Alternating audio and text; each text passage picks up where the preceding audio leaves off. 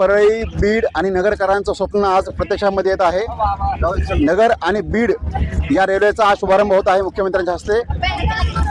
या रेल्वेसाठी अनेकांनी योगदान दिलं.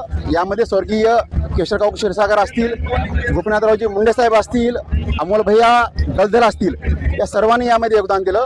त्यानंतर यामध्ये पंकजाताई असतील, प्रीतमताई असतील, या सर्वांनी यामध्ये योगदान दिलं.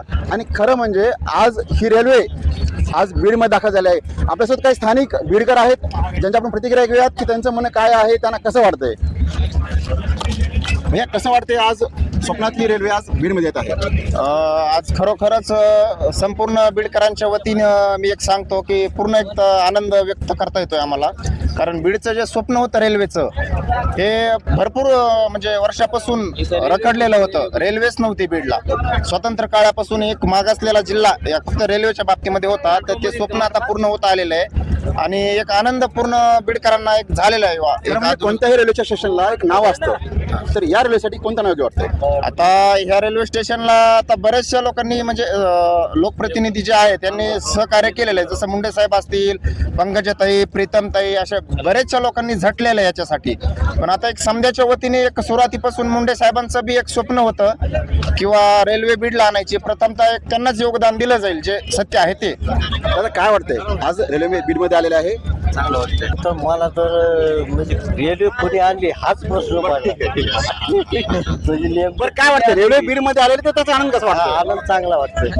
पण खरं म्हणजे रेल्वेच्या माध्यमातून शिक्षण असेल, शेती असेल आणि व्यापार असेल यांना कुठेतरी वृद्धी मिळणार आहे. काय म्हणतात. रेल्वेच्या माध्यमातून बीड परळी नगर हे मार्ग जेव्हा पूर्ण होईल तेव्हा या मार्गाला खरी चालना मिळेल आणि या मार्गातून आणि नगर नांदेड वगैरे पूर्ण भाग जोडला जाईल.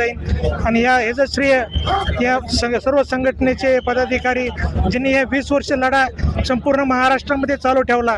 रेल रोको आंदोलन असेल परळीला, नगरला आंदोलन असेल, स्वर्गीय हनुमंतराव उपळे काका, नामदेवराव क्षीरसागर, अमोल भैया गलधर, गोपीनाथराव मुंडे साहेब यांनी सर्व या चळवळीची बीडची धार आहे.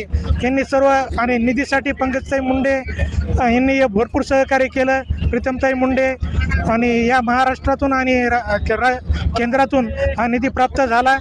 या निधीच्या माध्यमातून बीडमध्ये चालना मिळाली आणि लवकरच बीड ते स्वप्न पूर्ण झालेलं आहे. सर काय म्हणतात आज बीडमध्ये रेल्वे दाखल झालेली आहे, कसा आनंद आहे, काय वाटतंय. हमारे भीड़ के लोगों के लिए ये बहुत ही खुशी का दिन है ये. क्या बस मुख्तसर इतना चाहिए. पण आम्हाला एक प्रश्न पडला की भैया आज स्वप्नामध्ये असणारी झुकझुक गाडी आज बीडमध्ये जात आहे, काय वाटतंय. काय म्हणजे याच्यामध्ये तुम्हाला आता शिक्षणासाठी दूर जाता येईल. आमदार खासदार म्हणतो मी आज सगळ्यात आनंदाचा दिवस आहे आणि आज मेन आहे की बीड आज स्वतंत्र झालेलं आहे. म्हणजे 17 सप्टेंबर आहे, आज मुक्तीसंग्राम दिन आहे, तर बीड स्वतंत्र झाला असं वाटतं मला. बीड स्वतंत्र झालेले आहे. सर काय वाटतं, काय प्रतिक्रिया काय बीडमध्ये आज आज रेल्वे आली, बीडकरांची स्वप्नपूर्ती झाली. या रेल्वेमुळं बीडमध्ये जे उद्योगधंदे आहेत ते उद्योगधंद्याला चालना मिळेल, इंडस्ट्री एरिया वाढेल, त्यामुळे बेरोजगारांना काम मिळेल आणि त्यांच्या हाताला काम मिळाल्यामुळं म्हणजे त्यांची उन्नती होईल.